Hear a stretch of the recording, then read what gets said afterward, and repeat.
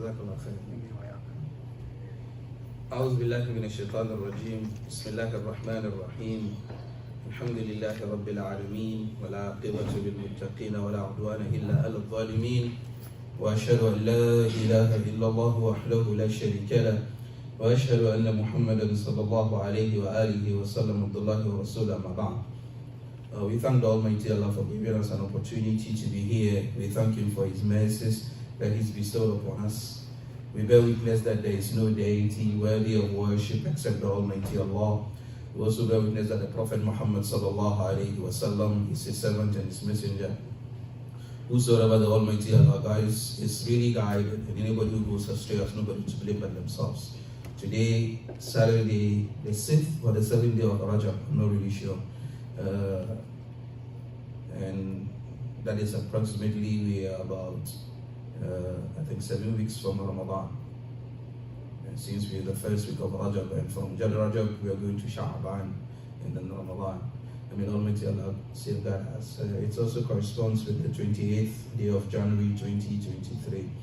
As usual, Saturday class is Imam Hisham's Tawheed class, and he's on the road, so we don't want to leave the class empty. At least we engage brothers to get something beneficial.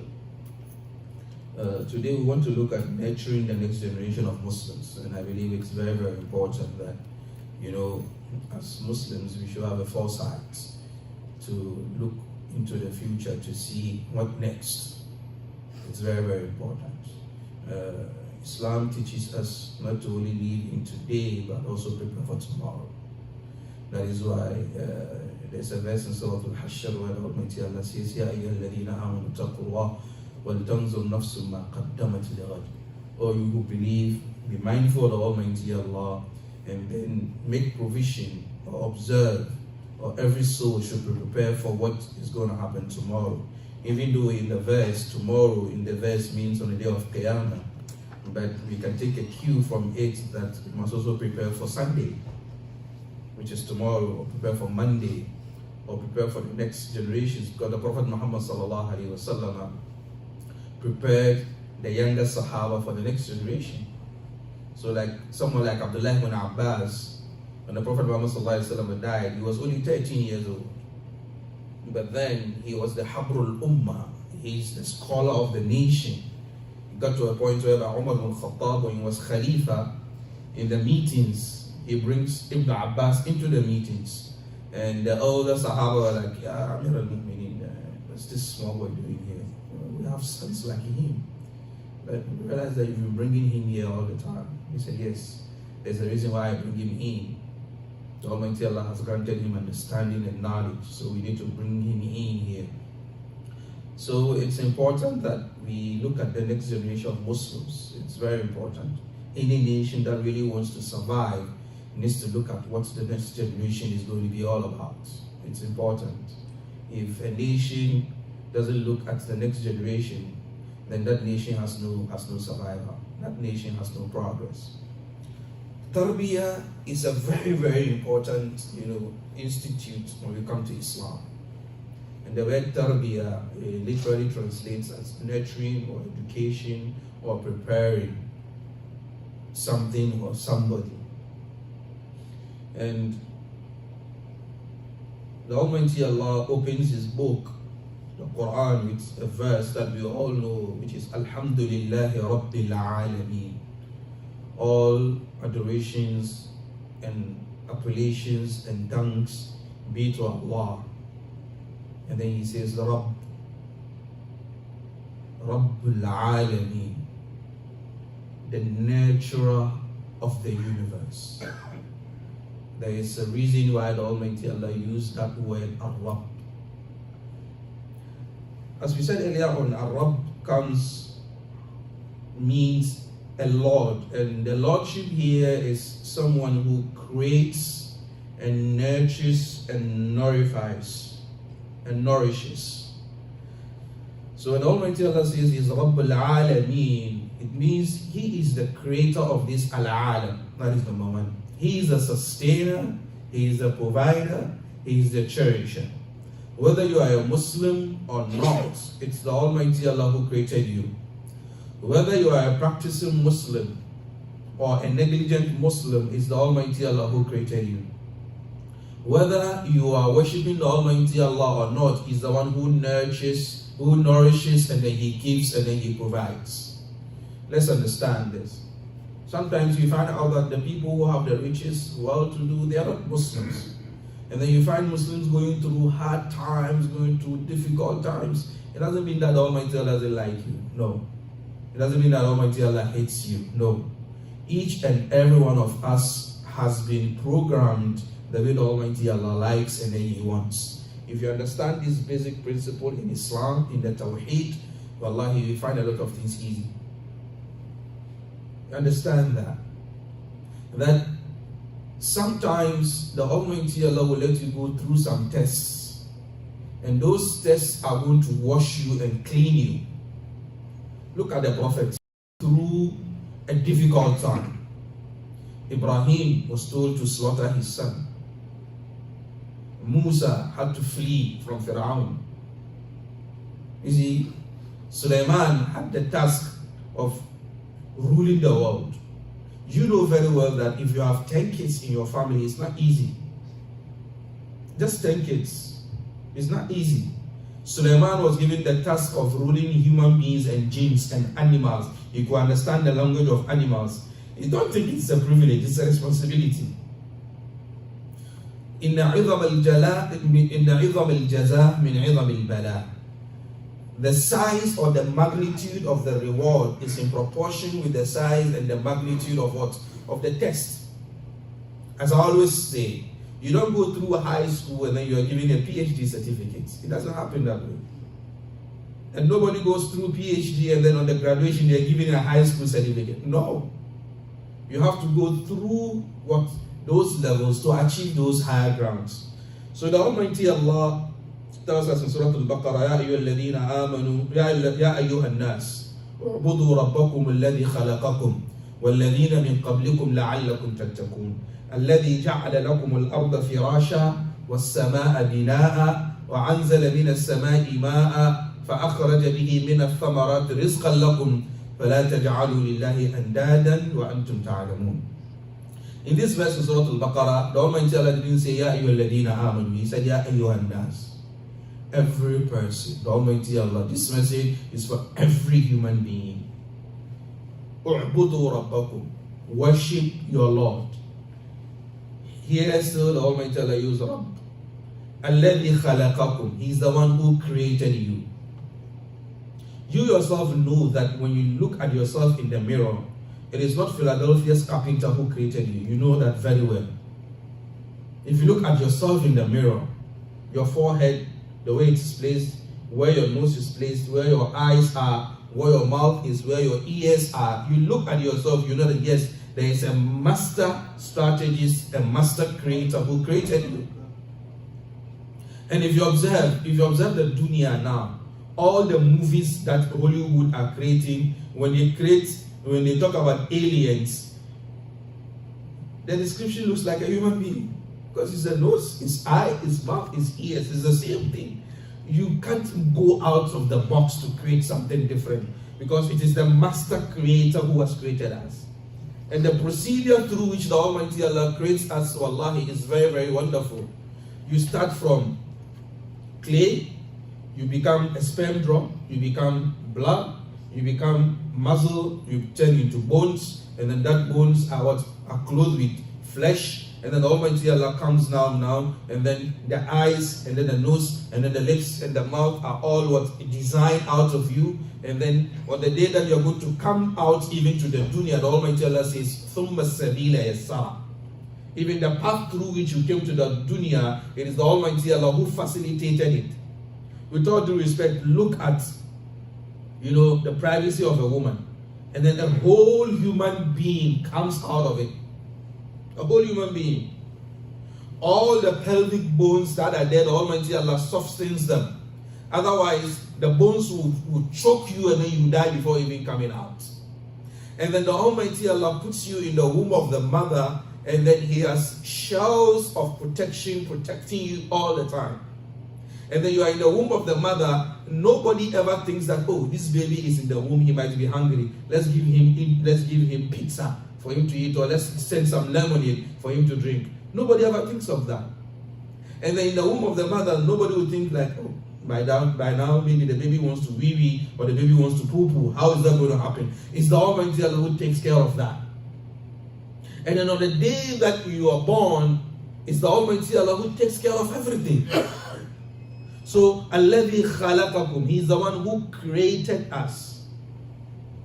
وَالَّذِينَ مِنْ قَبْلِكُمْ, and even those who came before us, لَعَلَّكُمْ تَتَّقُونَ. This is a sign for us to really fear and then revere and admire the Almighty Allah. With all the technological advancements, we are yet to hear of any scientific formula that is going to bring in a new human being. And with all the advancements that the scientific world has, you can't do that. You can't create a human being. And even all these robotics that we are hearing, they themselves, the scientists are telling us that the human brain is faster and more efficient than the computer. Because it's the human brain that created the computer. So the computer cannot be faster and efficient more than the human brain. And these are all scientific facts that the scientists have put out there. And Almighty Allah moves on. الَّذِي جَعَلَ لَكُمُ الْأَرْضَ فِرَاشًا. He is the one who has made the earth like a carpet for us. If you're traveling now, you're going to New York, you drive, you go. If you want to go by air, it's the Almighty Allah that has done that for us. The earth is a stable place for us. Yes, in as much as there are earthquakes, there are earth tremors, but then the world, the earth itself is a stable place. We are here in the Masjid, it's built. We build roads, we build houses, we build hospitals, we build schools. The earth is stable, and it's the Almighty Allah who made the earth stable for us. All these mountains that you see are pillars and pegs by the Almighty Allah to stabilize the earth for us. And the scientists tell you that these mountains that you see, their roots go deeper, more than the main body. Because the Almighty Allah made them as rawasi, which are what? Pillars that will stabilize the earth for us. وَالسَّمَاءَ بِنَاءً. He also created the sky for us as a roofing for us. وَأَنزَلَ مِنَ السَّمَاءِ مَاءً. And then He sends down from the sky rains. فَأَخْرَجَ بِهِ مِنَ الثَّمَرَاتِ رِزْقًا لَكُمْ. And then the Almighty Allah causes the rains to what? To let the earth produce its fruits. رِزْقًا لَكُمْ. As a source of sustenance for you. And this is the most important point. فَلَا تَجْعَلُوا لِلَّهِ أَنْدَادًا. Don't ever give the Almighty Allah a rival. Don't ever create a rival for the Almighty Allah. Don't ever do that. وَأَنْتُمْ تَعْلَمُونَ. And you know very well that the Almighty Allah is greater, is far above getting a rival. Let me give you an analogy. You find a homeless person, okay, and then you bring them into your house. You clean them, you give them a house to stay in, you give them clothing. You are a very astute businessman. You have a lot of businesses in Philadelphia, even in Pennsylvania. And then you make them the general manager of all your businesses. All of the businesses report to this person now. And then you make him look into the city of Philadelphia and then look for a wife. And then you stood in and then you married him off. And then you gave him a plush house. $2 million condo. He's in that house. And then he's taking care of your businesses. And then you told him that all that you need from him is that whatever profits that your businesses bring in, you're going to share it 50-50 with him. I hope you're following the story. After 1 month, he brings all the profits, you share 50-50. Second month, the same thing. Third month, you didn't see him. Fourth month, you didn't see him. Fifth month, you didn't see him. And then you went asking, where is he? Where are you? What's happening? And then he told you, I'm sorry, I've got a new partner that I'm sharing the rewards with. How are you feeling? Of course, you feel devastated. So this is a human being that you brought in. Washed, clothed, clean, put him into, status in the society, and then he snitches on you, the term on the street. He flips on you, and then you're not happy. How much more the Almighty Allah who created you from nothing, and look at the processes that you go through.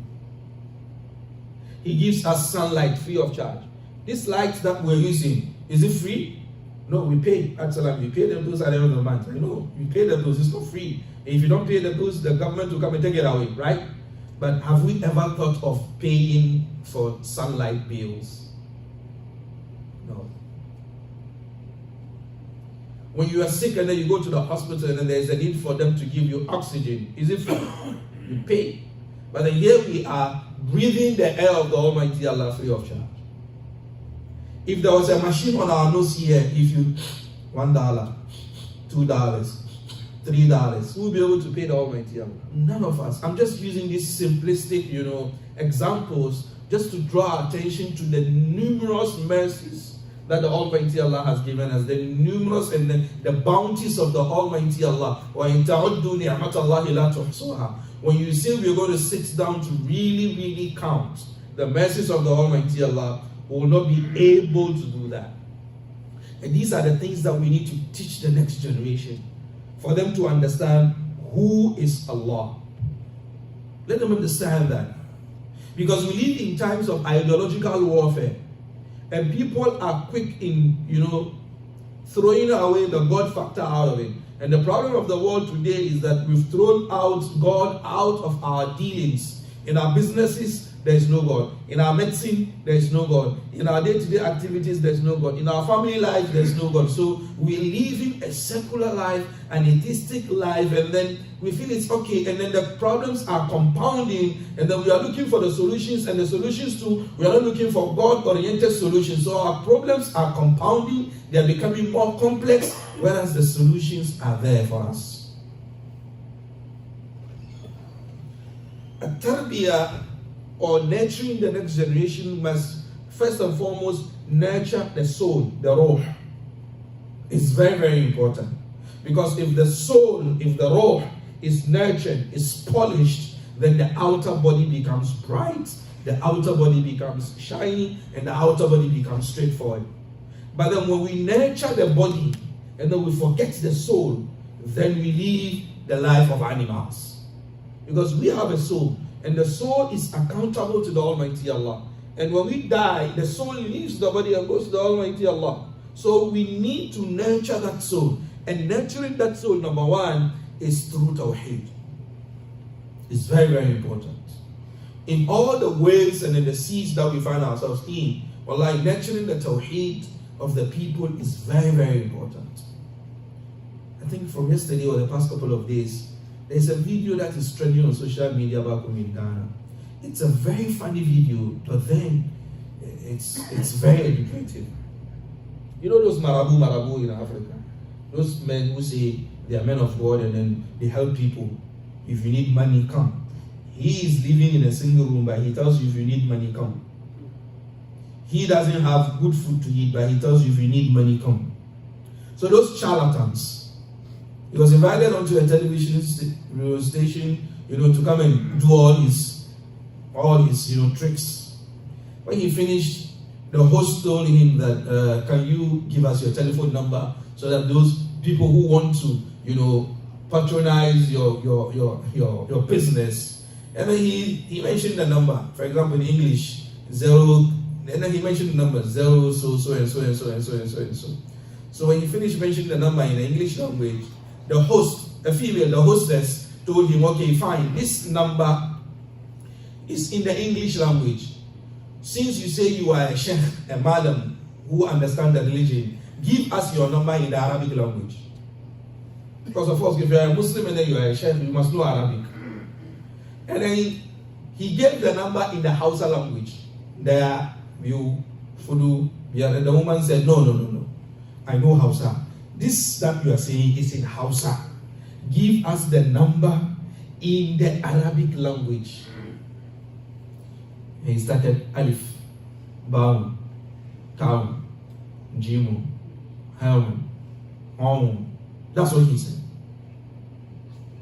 So even the numbers in the Arabic language, he claims to be a sheikh, and then tell us your numbers in Arabic. For example, you meet someone and say, oh, can you give me your digits? And he says D, A, Y, Z, F. You know that this guy is messed up. The reason why I bring this is that, wallahi, it's a funny video, but the Almighty Allah is exposing anybody who wants to claim what the Almighty Allah alone does. There are things that it's only the Almighty Allah who does it. And if you claim you do that, then you have a serious problem. That is why the Almighty Allah tells us in the Quran, Inna Allah la yaghfiru an yushraka bih. The Almighty Allah doesn't forgive when you associate partners with Him. What if you call yourself a partner of the Almighty Allah? That's worse. That's serious. So the nurturing of the soul is very, very important. You let's let our young people understand that whatever goes on in this dunya is by the will and the virtue of the Almighty Allah. Nobody can give you success in this dunya if the Almighty Allah doesn't will it. Nobody can harm you in this dunya if the Almighty Allah doesn't will it. وَعِنْدَهُ مَفَاتِحُ الْغَيْبِ لَا يَعْلَمُهَا إِلَّا هُ وَيَعْلَمُ مَا فِي الْبَرِّ وَالْبَحْرِ وما تسقط من ورقة إلا يعلمها ولا حبة في ظلمات الأرض ولا رطب ولا يابس إلا في كتاب مبين. That all the keys to the unseen in this dunya is with the Almighty Allah. لا يعلمها إلا هو. Nobody knows about it except the Almighty Allah. Wallahi, whatever is going to happen to us in the next couple of minutes, nobody knows. Whether we'll be able to pray Isha in this masjid today, wallahi, nobody knows. If you are sure, if you are guaranteed that you will pray Isha in this masjid today, raise your hands and let's see you. Nobody has that guarantee. It's only the Almighty Allah. Sulaiman alayhi salatu wasalam asked Malak al-Maut, Malak al-Maut, if it is time for me to die, let me know so that I prepare well. And then he told him, Ya Nabi Allah, even me, Malak al-Maut, I don't know when the person is going to die. It's only Allah who knows. He tells me, take, I take. Kun fayakun, and that's it. So if Malakul Maut doesn't know when you are going to die, what about you? So it's important we understand that it's the Almighty Allah who runs His universe. And the Almighty Allah can run His universe without Mikael, without Jibreel, without Asrafil. He can do it.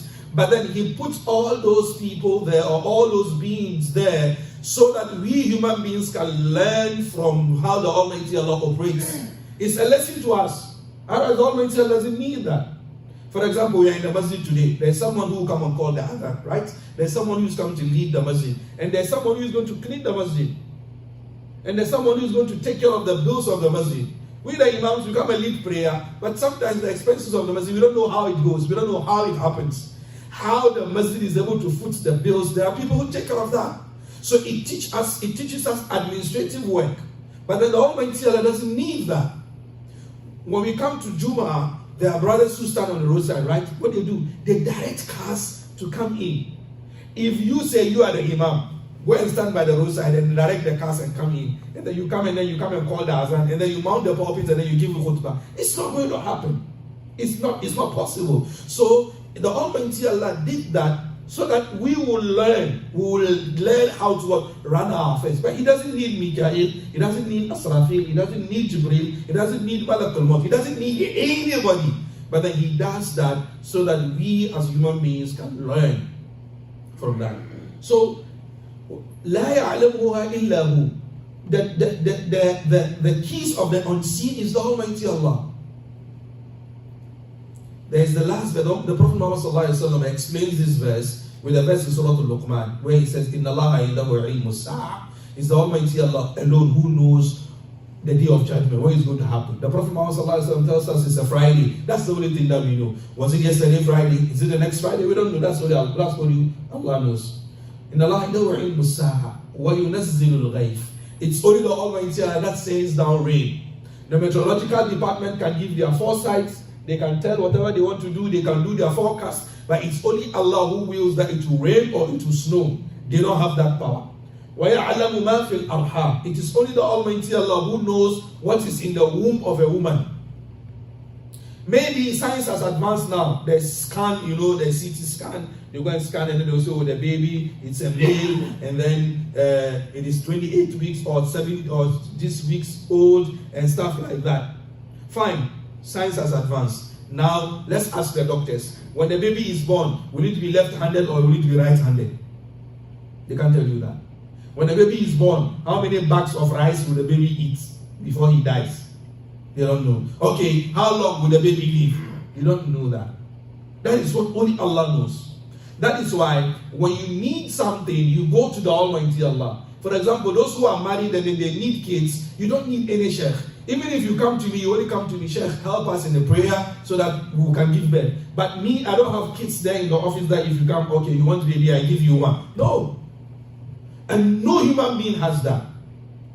But then you go to doctors for them to help you with medication that will help you to boost, your reproductive system for you to get babies. That is allowed in Islam. But then the doctors do not give babies. If doctors do not give babies, you think shuyukh in the room give babies? No. And then the Almighty Allah goes on, وَيَعْلَمْ مَا فِي الْأَرْحَامِ وَمَا تَدْرِي نَفْسٌ مَهْدَى تَكْسِبُ غَدًا. All of us here in the Masjid, we don't know what we are going to get tomorrow. You don't know. We all know tomorrow is a Sunday. Maybe those who work, in offices might not go to work. Some will go to work.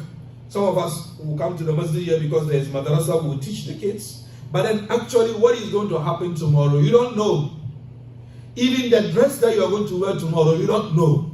You might say, oh, I have a dress hung there, I know this is what I'm going to wear. But you come there and then you look at it, no, let me wear this one.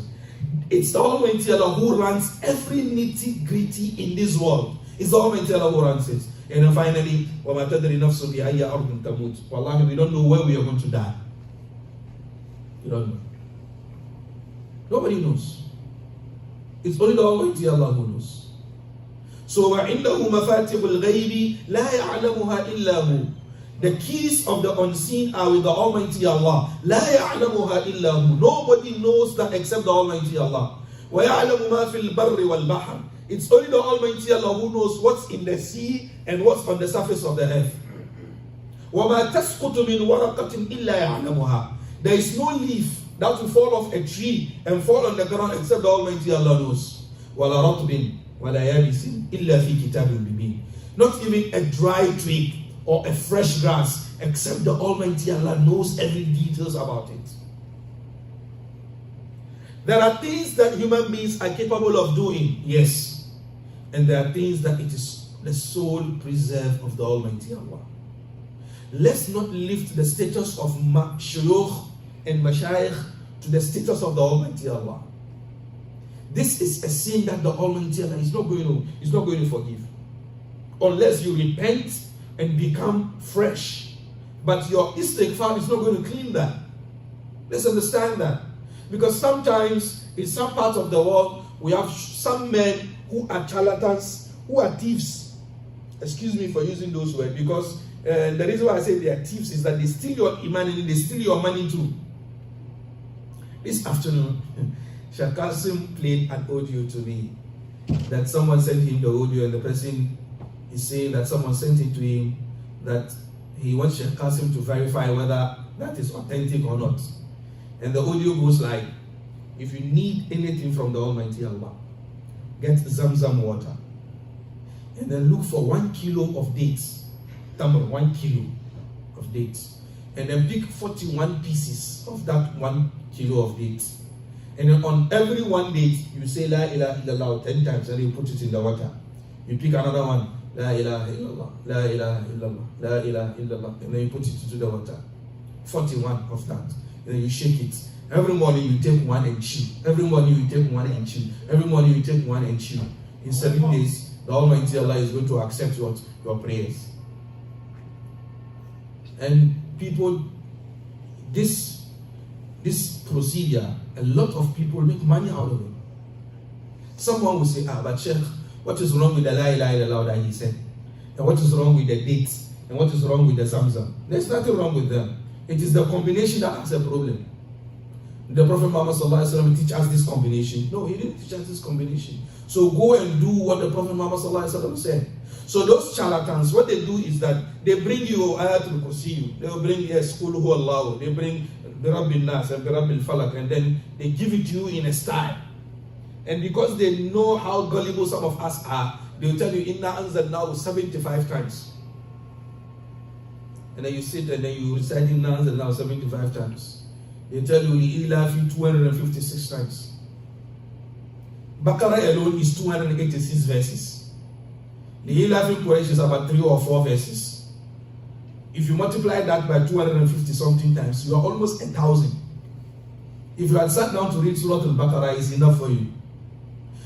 You go to those people and then they give that to you in, on the face, and then you feel that, oh wow, you've got some adhkar. Even this is those who are only going to give you even verses from the Quran. There are others, they give you names that you're going to mention yourself. You are mentioning those names and you are frightened. Zagazaga ya ilu, Rauka ya ilu, Habakata Habakata ya ilu, Aham Musakaku, Khala Abasu. These are all names of jinns. And the Muslims, because we love the deen, we want to get closer to the Almighty Allah, we go to these people, oh, give me some dhikr that I'm going to read and then get closer to the Almighty Allah. And then he gives you the name of his jinns, and then in the night you can't sleep. You dream that something is strangling you to death, and then you wake up, subhanallah, and then you go back to him, he gives you another jinn, and then you are reciting, you see in your dream that someone is chasing you with a machete. You can't see the face of the person, he's very tall and long, and then he tells you that no, there are things that you must do. That is you to bring some white ram and bring some black goats and bring, because here you don't have goats and rams easily, they'll get money from you. You see, Tawheed and Aqidah is very, very important. If you understand that nobody has the power to harm you and nobody has the power to give you anything in this dunya except the Almighty Allah, wallahi, you are free. Understand that, and let's teach that to the next generation of Muslims. Let them understand that Tawheed and Aqidah is not negotiable, because that is your path to Jannah. That is the way, that is the path to give you peace and tranquility in this dunya. That you understand that this that I have, it is by the will of the Almighty Allah. This that I'm looking for and I didn't get is by the will of the Almighty Allah. If you understand that, you're easy. The issues that we are having with people, shooting people and gunning people down, going to banks to go and rob people, or you're passing by in a corner, you're being stabbed with a knife because they want to get something from you. If those people have Tawheed and Aqidah, they will understand that everything in this dunya moves by the will of the Almighty Allah. If you get something positive, it's by the will of the Almighty Allah. If a calamity befalls you, it's because the Almighty Allah wills it. Nothing is going to happen to us in this dunya except what the Almighty Allah has decreed. When you understand that you're free, let the kids understand. It's not compulsory that they must get the latest iPhone 14. It's not compulsory. Let them understand that. Let them understand that whatever they want, whatever clothes they have on them, is by the will of the Almighty Allah. It's not compulsory for them to wear $2,000 Gucci shirt. No. You as a father, you are striving hard to make ends meet. You are earning something that is, manageable. And then your son comes and he tells you that he needs a Gucci shirt, and then you look at the Gucci shirt, it is your 2-month salary. What's going to happen? So, at a younger age, let them understand that whatever goes around in this dunya is the will of the Almighty Allah, and that our 5 fingers are not the same. Each and every one of us is blessed in a way. I might be sitting here and then giving the lecture, but my fathers are sitting here. When we come to experience and understanding and knowing what the dunya is and how the dunya runs, I can't teach them anything. I can't teach them anything. So, when you understand that each and every one of us is blessed in a way, you will never look at someone with an envious eye. You will never look at someone with a greedy eye. No, you will be content with what you have. You'll be satisfied with what you have. Your one jilbab is enough for you. Your one, Qamis is okay for you. Your one shirt is okay for you. If you are 4-5, it's enough for you. You don't care. Someone comes to Fajr with a different dress. He comes to Zuhr, different. He comes to Asr, different. He comes to Maghrib, different. He comes to Isha, different. Your one that you wear for 3 days is enough for you. When you understand that, wallah, you have peace. But if you say no, what Dumbia has, I want to get. This is the first classroom for being a witch or a wizard.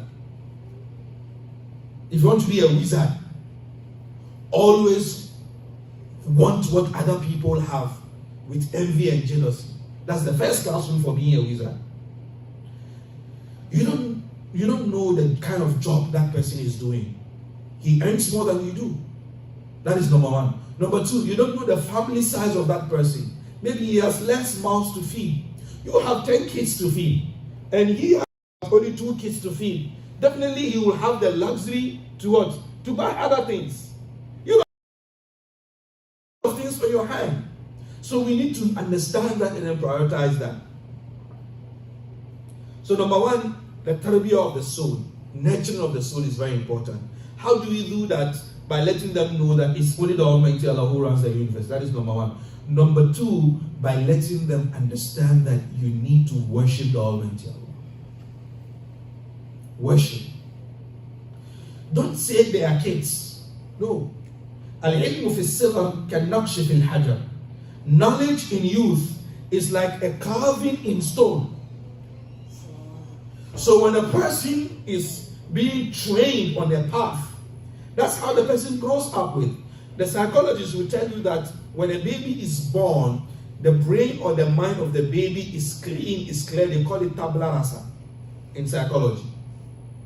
So whatever the baby sees or hears, from the day it's born to about 5 years, it memorizes it. It records it. After the age of 5, between the age of 5 to 10, the baby implements whatever it sees in the first 5 years. From the age of 10 to the age of 15, whatever it is implementing, it becomes an expert there. So after the age of 15, the baby or the person is going to live that lifestyle that it has been doing for the past 15 years. And from that onwards, you can never change it except the Almighty Allah. So the Prophet Muhammad said, Murru awladakum lis-salati sabr. Order your kids for them to pray at the age of 7. This is a worst case scenario from the Prophet Muhammad. It means that if your kid is at the age of 5, 6, and then they don't pray, then at the age of 7, you need to order them to pray. And if at the age of 7, your kids are not praying, it is your fault. I'm blaming you straightforward. No sugarcoating. Because your kid should wake up in the morning and see you, the father, pray. You need to bring him along to the masjid. That is how you nurture the baby. So it says that at dawn you wake up to pray. You bring him to the masjid. Oh, the masjid is very, very important. You teach him the Quran. Okay, you can't teach him the Quran, but you bring him to the madrasa. On weekends, if they're not at school, if there's any lesson or there's any halakha in the masjid, you bring him. At that age, this is what you are recycling in the person's mind, in the child's mind. So he grows up and then his life is all masjid, education, masjid, education, masjid, education. So at the age of 10, what he's been learning throughout that first 10 years, it has now been what's implanted in the baby. So for example, a baby or a child starts speaking, and the first word that comes out of it is Allah Akbar, La ilaha illallah. Why? Because in the house that's what you do. Another baby gets up, the first thing that comes out of the mouth is the F word. Why? Because you, the father and the mother, that's your language in the house. You now see where our problems are. What the child hears is what is going to give you back. So if you create an atmosphere in the house that is an atmosphere of religion, an atmosphere of Islam, the baby will grow up like that. If you create an atmosphere of entertainment and Hollywood and rappers and singers and dancing in the house, the child will pick that up. This has been proven scientifically. So if you want to nurture the next generation, you want to have good boys and good girls in the house, when they are babies, that is when you start nurturing them. But your baby grows up, they start walking, and then you are playing music in the house for them, and then you are clapping for them. And then they grow up and then they are singing songs, and then you come to us, Allah, Imam, help me with prayer. My daughter, she doesn't like praying. She doesn't like Quran. It's only music. You started it. Don't come and give us a headache. You started it. My son is always on the game. Who bought the games for him? You. I always say this. You can never plant apples and then you want to reap bananas. It doesn't happen. Whatever you sow, you reap. So if you are having some challenges in the house with the nurturing of the kids, you started it. Because you can't tell me that all of a sudden your 15-year-old boy just became stronger than you in the house, that he doesn't listen to you. No. You gave birth to him. He was a baby. You were nurturing him. And then you are not concerned about the future of that child.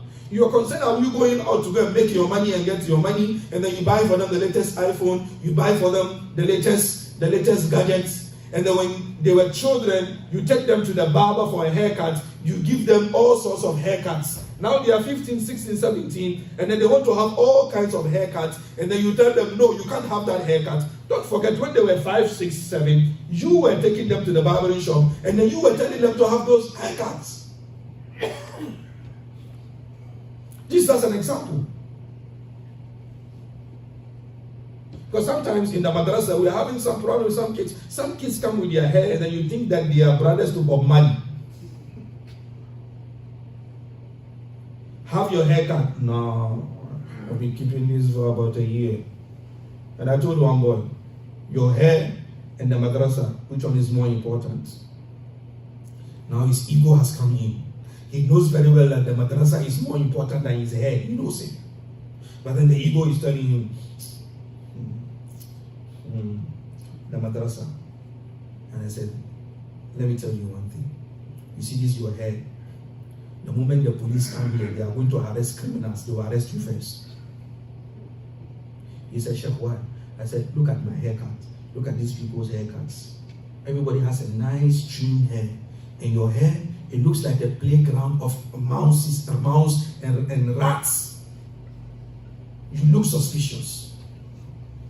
You see this, your haircut. If you enter a banking hall, the security officer will cock his gun because you look suspicious. It was like, it is true. So will you have a haircut? He said, yes. So you have the kids in the house, and then you let them have a haircut. He cleans this side, and then he cleans this side, and then his head looks like the head of a cockerel with, that thing on top.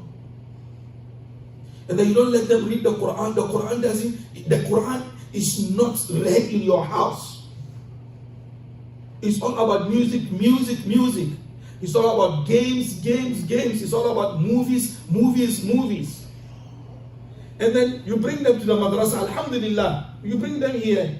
And then we are trying to nurture them and then give them the Quran. And the Quran is not entering. It's not us. I've been saying this, and parents, don't get mad at me. And I always say this. It is a partnership program between the madrasa and then the home. If the madrasa is giving them Quran, and then you at the home, you are feeding them with music videos and then and games and movies, it's not going to work. And in the madrasa, they come here every week for only 6 hours. Saturday 3 hours, Sunday 3 hours, 6 hours. The rest of the 147 hours are spent with you in the house. So what can 6 hours do? It's not enough. So it's important that you create that atmosphere in the house whereby the kids their soul is nurtured. Until we nurture the kids and tawheed on ibadah and on worshipping the Almighty Allah, wallahi, our future is bleak. You know very well now that the war is ideological warfare. I saw a video today. In UK, a man said he's a woman. You know, now that's what's going on. He said he's a woman, and then he raped a woman.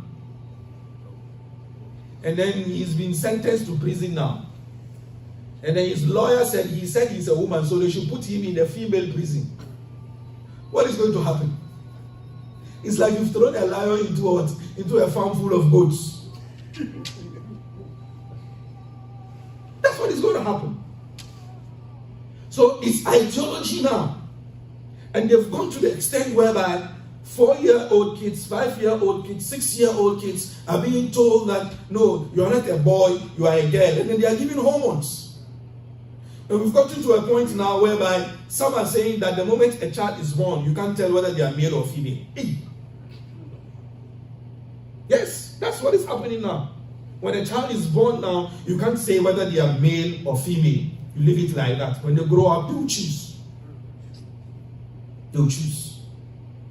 And you live in such an environment and you don't want to protect your kids.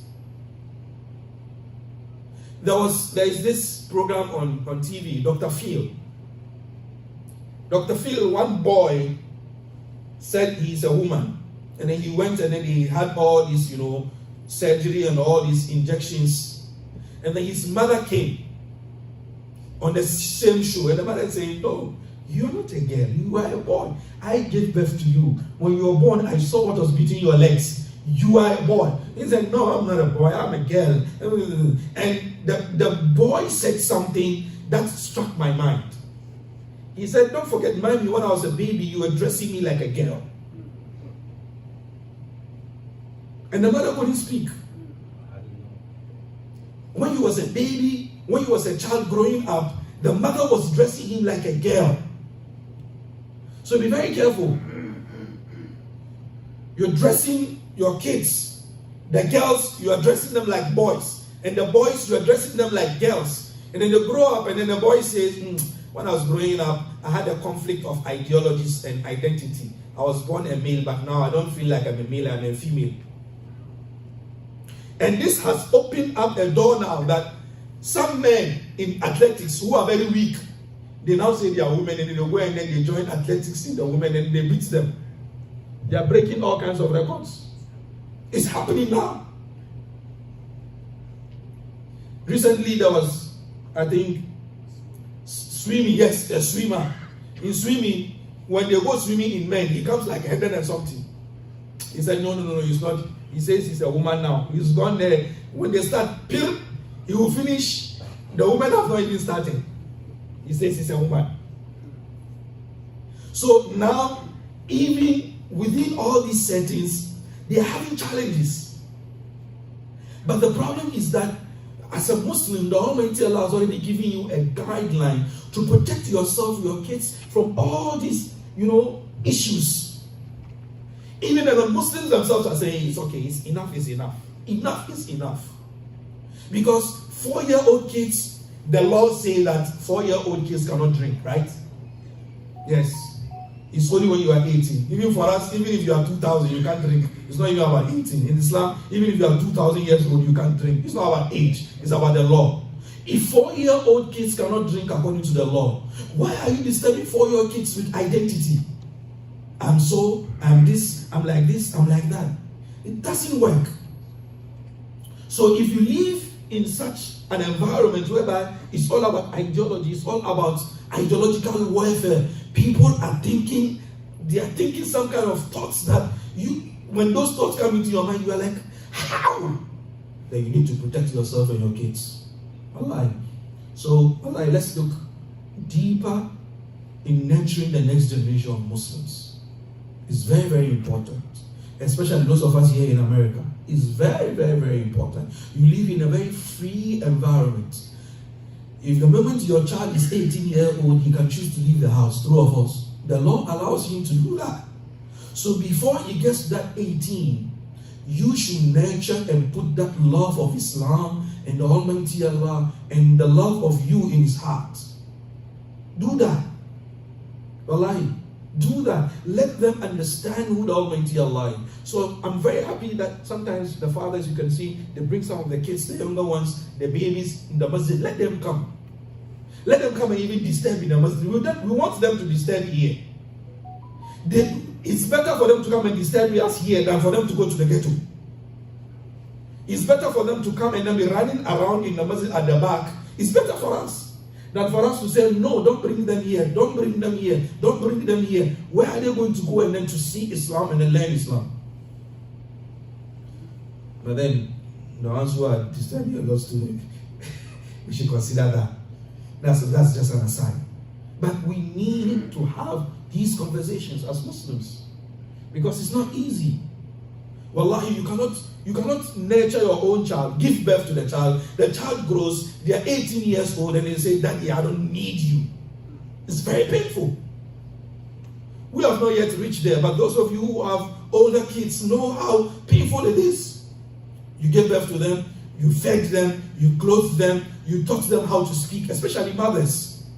They carry you, she will carry you in the womb, and then when she gives birth to you, she nurtures you, she breastfeeds you, she teaches you how to even put on your shoes. When you started putting on shoes, when they tell you put on your shoes, you put the right in the left and then you put the left in the right. True of us. We all did it. But our mothers taught us how to put on those shoes well. She taught us how to, put on our underwear. Our mothers taught us that. And then she'll go through all this, and then you grow up and then you say, no, I don't need you. No. It hurts. Before that happens, you need to nurture the child the right way. Balance between love and discipline. Sometimes the problem is that some of us parents, we don't want anything to touch our children. No. My kids know. You will cry tomorrow. If you don't want the kids to cry now, they'll make you cry tomorrow. Let them understand that there is heat and there is cold. Let them understand that there is good and there is bad. Let them understand that there is bitter and there is sweet. Let them understand that. Let them understand that there is toughness and then there is smoothness. Let them understand that. If they only go through life only enjoying, they will get to a critical stage in their lives whereby they will be stuck and they don't know how to. They can't go anywhere. Last week I was in North Carolina. I went for a fellowship on religion and then the environment. And then we went to the farm. The university has a farm, Duke's University in Durham, North Carolina. We went to the farm. We were supposed to mix some compost. And I said, give me the shovel. I took the shovel and I started mixing. And they were like, wow, Imam, you know how to do this too? I said, yes. I'm a farm boy. Some of them have never held shovels in their lives. Some have never held shovels in their lives. And those who wanted to try, when they held the shovel, this guy has never held a shovel in his life. And I taught them how to work. I taught them to hold this way, hold it this way. I'm not saying this to indict them, no, or to denigrate them, no. They're my colleagues, they're my friends. I'm saying this that nurture your kids for them to understand that life is seasonal. Sometimes you're up, sometimes you're down. Let them understand that. Sometimes you might even have the money on you and they say they need pizza, tell them there's no pizza.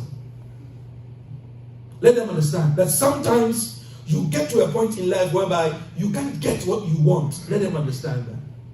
But if you let them grow out through life, for them understanding that I can get whatever I want, I can get whatever I want, I can get whatever I want.